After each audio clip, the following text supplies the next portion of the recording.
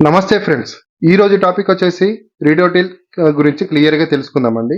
ఈ రిడోటిల్‌ని మ్యానుఫ్యాక్చరింగ్ చేస్తున్న వాళ్ళు డాక్టర్ రెడ్డీస్ వాళ్ళు మ్యానుఫ్యాక్చరింగ్ చేస్తున్నారు.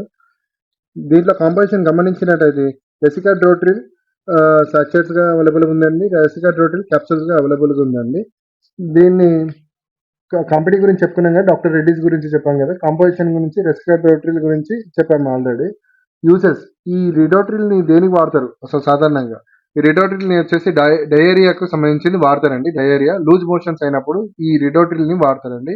లోప్రమైడ్, లాక్టిబాసిల్లస్ అవన్నీ అయిపోయిన తర్వాత వాటితోటి ఏం యూజ్ లేదు అన్నప్పుడు ఈ రిడోట్రిల్ అనేది వాడతారండి. దీని యొక్క ఎలా అంటే యూజెస్ ఎలా వచ్చేసంటే కంటిన్యూ 3-5 డేస్ వరకు వాడాల్సి వస్తుందండి. నా దగ్గర ఉన్నదొచ్చేసి రిడోటిల్ సాచెట్స్ ఉందండి. ఈ రిడోటిల్ సాచెట్స్ వచ్చేసి 3 మంత్స్ అబోవ్ పిల్లలకి ఎవరికైనా వాడొచ్చండి. బట్ డాక్టర్ గారి సలహా మేరకే వాడాల్సి ఉంటుందండి. దీనితోటి సైడ్ ఎఫెక్ట్ చూసుకున్నట్టయితే సర్వసాధారణంగా దీంతో సైడ్ ఎఫెక్ట్స్ అనేది ఏమీ ఉండదు. బట్ ఏందంటే వచ్చినా గూడా సైడ్ ఎఫెక్ట్స్ వచ్చేసి స్కిన్ ఇచ్చింగ్ రావడము, రెడ్డిష్‌గా రావడము, నోటి నోటి అండ్ కళ్ళ దగ్గర వాపు రావడము, అల్సర్ లాంటి సమస్యలు ఏర్పడతా ఉంటది. ఇంకొకటి మెయిన్ సైడ్ ఎఫెక్ట్ వచ్చేసి గ్యాస్ట్రిక్ సంబంధించి ప్రాబ్లమ్స్ వస్తా ఉంటుందండి. హ్మ్. ఇది అవైలబుల్.